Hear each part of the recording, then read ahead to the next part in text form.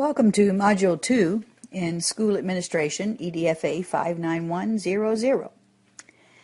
Previously in Module 1, we looked at the three main elements that make up school leadership. We learned about the national standards and their importance in the development of a dynamic leader. Second, we looked at the key skills for school leaders as identified by the National Association of School Principals. Third, we looked at the balanced leadership model proposed by McCrell, involving the 21 key behaviors most associated with improving student achievement. While all of those elements are important, it doesn't answer a fundamental question that you may be asking. What exactly does it mean to be a visionary principal? I know when I first began my career, I wondered exactly what that meant too. Now let's look now at some examples of visionary leadership. I found some great videos posted by passionate leaders that I think do a good job of showing that visionary leadership looks like what these people are talking about. And I've listed some links for you to go to YouTube and view these videos.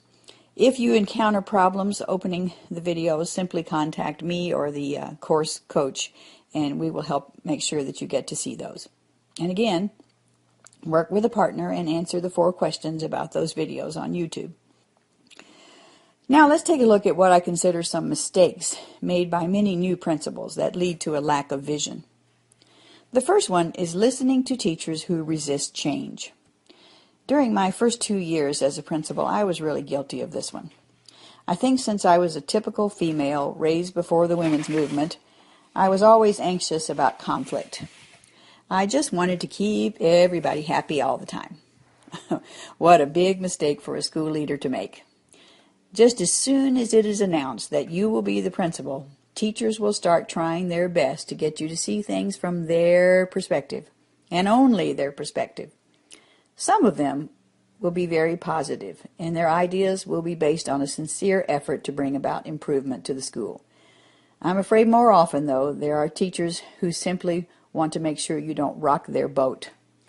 They will use various methods of persuasion, and it will be very tempting to agree with them that maybe that change you were thinking of isn't going to work.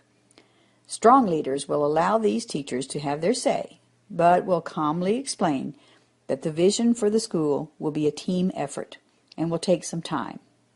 As we saw in the video about vision, a wise leader will let the proper vision build over time, but once it is embraced, will not allow it to be extinguished. The second mistake often made is to retreat into the comfort of the status quo when things become difficult. Many new principals begin their year with great expectations of change and then fall back when the first conflict arises. A principal who began the first year positively interacting throughout the building will suddenly be hard to find. Failing principals will often retreat into their office rather than stepping out into the fray. It's tempting to just let things go along as they always have rather than face the conflict. The third mistake is trying to just keep everybody happy. This is completely impossible. When you're a principal, you will make someone unhappy every day, and you'll make someone else happy. The nature of the job creates numerous opportunities in which the principal's decision is either accepted or rejected. Strong principals will understand this and move ahead in confidence that their decisions are based on what's good for the students and nothing more. The next mistake is allowing teachers or central office to dictate the vision or the change.